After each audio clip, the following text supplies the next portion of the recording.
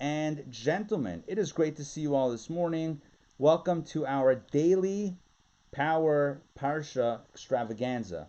So, welcome Donna, welcome Ray, welcome Sandrine, welcome Matt, welcome Max, welcome Joy, welcome Stephanie, and I see iPhone, but I don't know who iPhone is. So, let me know your name in the chat box. Okay, now, today we're going to explore, as I mentioned a few moments ago, we're going to explore the Torah portion of Shemini. Although we're not yet up to the reading in the Torah portion, in other words, on Shabbat, we're not going to read Shemini. Nonetheless, because it's going to be Passover, and if we had synagogues and everything, it wouldn't be this portion. It would be the Passover readings. Nonetheless, we're going to talk about it because that's where we're up to in the schedule of Torah portions. So Shemini means 8, and it comes on the heels of the 7 days of inauguration of the Mishkan, of the tabernacle. The Jews, Moses and the priests, they worked for 7 days to inaugurate the tabernacle, to inaugurate the Mishkan, and the 8th day is where we pick up the conversation. Okay. I got Shemini. I'm about to share my screen with you all so that we can do this together. Share screen. Shemini Torah reading. Boom. Here we go. You guys see that? Okay. So if you look, 8th day. What day of the month was the 8th day? It was Rosh Chodesh Nisan. It was the first day of the month of Nisan in the year 2449. Of the Jewish count of years, which is almost exactly 3,331 years ago, almost to the day, because today is the 12th of Nisan. This happened the 1st of Nisan, 3,331 years ago. This is the day that they cut the ribbon and they opened up the temple or the tabernacle for business to the public. So it was the 8th day, and there was still some protocol to happen. Now, why is it called the 8th day? It should be the first day. Why should it be the first day? Because you had 7 days of training, and then you have opening day. Opening day is day 1. It's not day 8. So why do they call it the 8th day? Why is it called Shemini, the 8th day? I'm glad you asked. One of the answers is, because 8 signifies transcendence. I'll say that again. 8 signifies transcendence. 7 is a number that indicates nature, the natural order of things. 7 days of the week. 7 musical notes on the scale of notes. 7 colors of the rainbow. 7 heavens in the sky. 7 is the number of Teva, not the sandals. It's nature. 7 is the number that signifies nature. And 8, supernatural. 8 is that which transcends nature. 7 is nature, and 8 is miraculous. That's why Hanukkah is how many days? 8 days. Why is Hanukkah 8 days? Because Hanukkah is the miracle holiday. Of all of the holidays, every holiday is a miracle, but of all the holidays, Hanukkah is like the most profound miracle. It's the many in the hand of the few, and the mighty in the hands of the weak. And you had the military miracle, and then you had the oil miracle, and the miracle for lasting 8 days. All of the stuff that happened, finding the oil burning for 8 days. So Hanukkah is symbolized by the number 8, which is the idea of transcendence. And the message here as well, with this first verse that I'm highlighting on our screen. Why is it the 8th day? Because this was the day that God's presence, the Shekhinah, the divine indwelling, was going to come down to earth. And that's something that defies nature. Nature is such that the world is a place that self-identifies, that looks at itself as distinct and separate from God. So for God's presence to come down below and to integrate with a physical apparatus known as the tabernacle or temple, that's something that's truly transcendent, and that is an 8th day energy. So 7 days of preparation, the 8th day energy when God comes to earth. When heaven kisses earth, that is an 8th day energy. That's not day 1. That's day 8, because it's supernatural. Okay, so that's insight number 1. Insight number 2. is that Moses, okay, look at this. Look at verse 7. I'm highlighting it right here. I'm moving it up. And Moses said to Aaron, remember, Moses did the service for all 7 days. Now it's the 8th day, so Moses says to Aaron, now you're the star of the show. Now you're the priest, you're the high priest, you're off and running. I showed you what to do. Fly, baby, fly. And he, pushes him to the altar. Not pushes him, but he encourages him to go to the altar. So Moses says to Aaron, approach the altar and perform your sin offering, your burnt offering, atoning for yourself and for the people, and perform the people's sacrifice, atoning for them as the Lord has commanded. Basically, Moses says, now it's your turn, go ahead. Why does Moses have to tell him to approach? The commentaries say because Aaron was embarrassed. Aaron was humble. Aaron felt unworthy. He felt, who am I to represent the people? So for 7 days, he knew it was going to go down. But on the 8th day, he got what we would call cold feet. You know that expression? He got cold feet. And he felt apprehensive.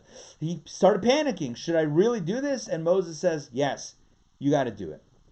In fact, I'm going to toggle Rashi's commentary. Okay, going back to verse 7. Take a look at this. I'm highlighting Rashi's commentary. Moses had to order Aaron to do so. He commanded Aaron to approach the altar because Aaron was bashful and afraid to approach the altar. So Moses said to him, why are you ashamed? For this function you have been chosen. I want to leave out the brackets. Moses says to him, why are you ashamed? Why are you embarrassed? Why are you afraid? Lakach nivcharta. For this you have been chosen. There are 2 ways to understand this. Number 1, don't be afraid. This is your destiny. This is why you were chosen. Embrace your calling. You're meant to be the high priest. Embrace your chosen path in life that God asks you to do. That's the simple meaning. The deeper meaning is, Lakach navcharta, for this you've been chosen because you're afraid to approach, because you're embarrassed, because you're humble. That's exactly why you should be the one to do it. Because someone who's running after power, you don't want in power. It's only someone who is hesitant to assume a position of power. That's why we chose you. Because you're going to get cold feet. Because you're going to feel ashamed. Because you're going to feel embarrassed. Because you'll be apprehensive. That's exactly why you're the person for the job. It's because you're not running after it. That's why we want you. Does that make sense? The deeper interpretation. So the simple meaning is, Moses tells Aaron, don't be ashamed, don't be embarrassed, don't be afraid. This is your calling, embrace it. On a deeper level, Moses is telling Aaron, the qualities, the fact that you're hesitant, that's perfect. That's beautiful. That's very Shane. It's very beautiful. It's very nice. It looks good on you. Don't ever lose it.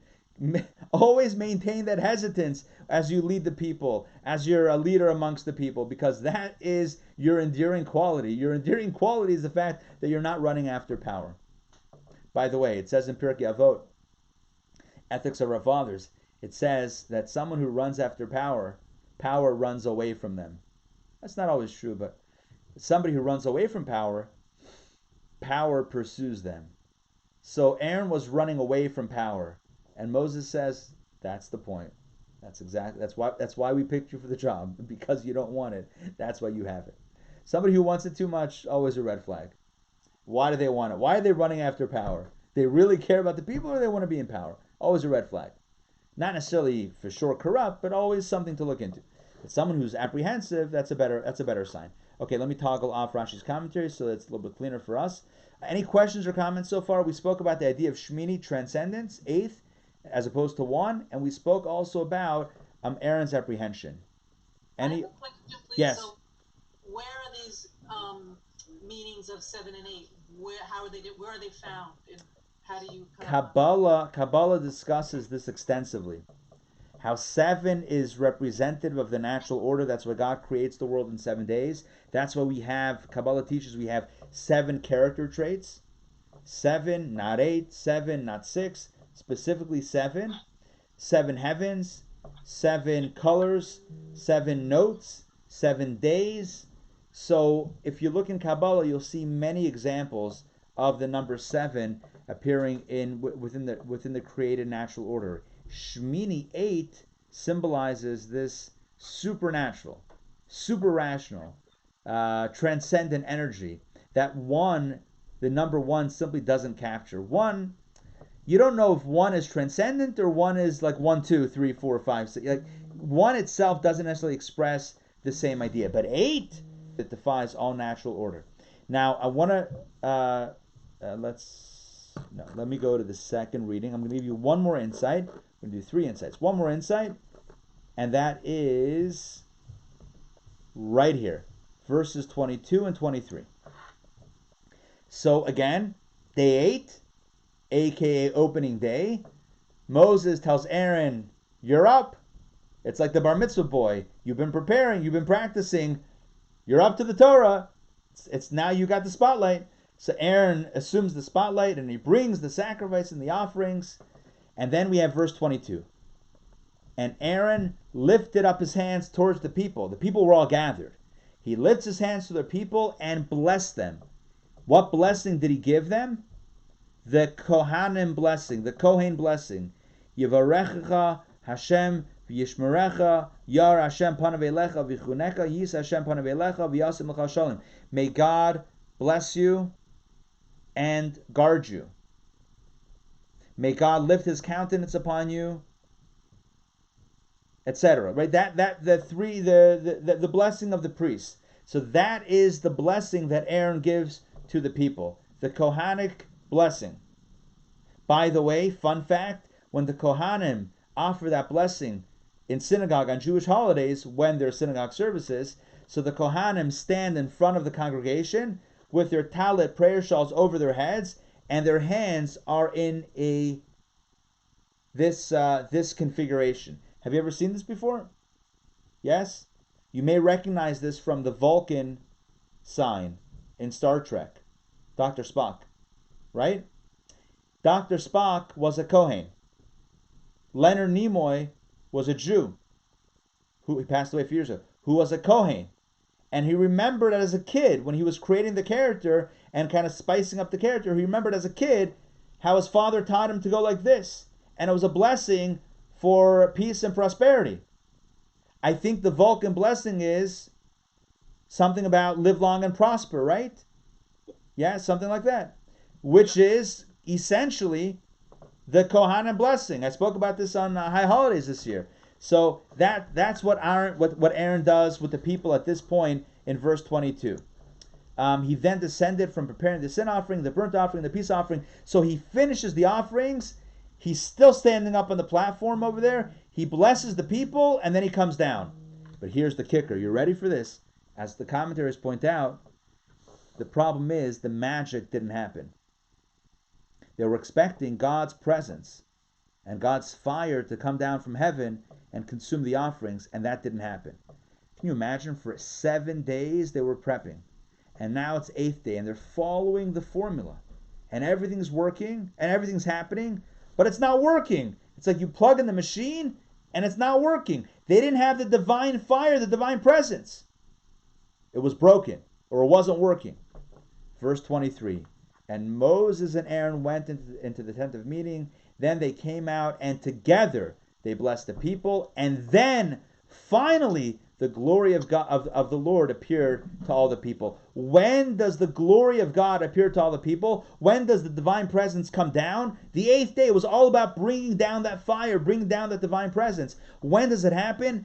Moses did all the work that he was supposed to do. Aaron did all the work that he was supposed to do. Aaron blessed the people. Nada, nothing, garnished. But then Moses and Aaron together go in front of the people, and together they offer a blessing, and then the blessing comes down. Because this is teaching us a powerful lesson. When does God's presence come down to earth? It's when there is unity within families. When Moses and Aaron stand side by side with brotherly love, each working together and complementing each other. Moses is about truth and Torah, and Aaron is about peace and love. But when they work, each one is marvelous on their own. But on their own, neither one of them brings down, elicits God's presence. Not Moses during the 7 days, and not Aaron on day number 8. When does God's presence come down to earth? When is the blessing tangibly felt? It's when you have Moses and Aaron side by side, shoulder to shoulder, arm in arm, whatever cliche you want to use, standing together, blessing together, blessing the entire nation in unison. That's when the glory of the Lord appeared before all the people and to all the people, which is a powerful contrast to the entire Torah up until now. The entire Torah has taught us about sibling rivalries, Cain and Abel, Isaac and Yishmael, Esau and Jacob, Joseph and his brothers, story after story after story after story after story of broken and fragmented families, brothers who can't get along. This is not intergenerational, this is not, I don't know the right phrase, this is not fracturing between parents and children. This is fracturing amongst siblings. Cain kills Abel. Ishmael and Isaac don't get along, and he's banished. Ishmael's banished. Jacob and Esau don't get along. The brothers sell Joseph as a slave. Story after story of brothers and siblings not getting along. This is the first time that we find brothers working together, celebrating each other, complimenting each other, literally and figuratively. It's Moses and Aaron that set the template for healthy relationships, that each of us can be in the limelight, each of us can have our role, we respect each other, we love each other, and we work together and bless the people. So they don't have their own separate sermons. Moses gives his and Aaron gives his. Separate sermons are lovely, but they don't bring down God's presence. It's only when they stand before the people and together give the blessing, indicating that fraternal love, that's when God's glory comes down to the people. That's when the blessing really hits. The message for us is the importance of fostering the bonds, strengthening the bonds of family, especially among siblings, and making sure that we have that love between us so that we are a vessel to contain God's blessings.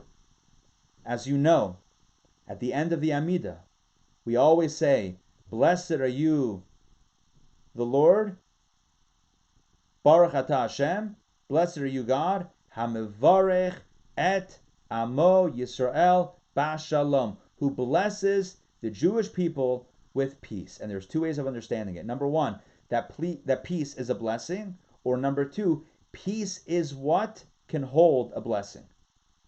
Hamivarech et Amo Yisrael B'Shalom. God is the one who blesses Israel with peace. Either God is blessing us that we should have peace, or God's blessing comes when we have peace.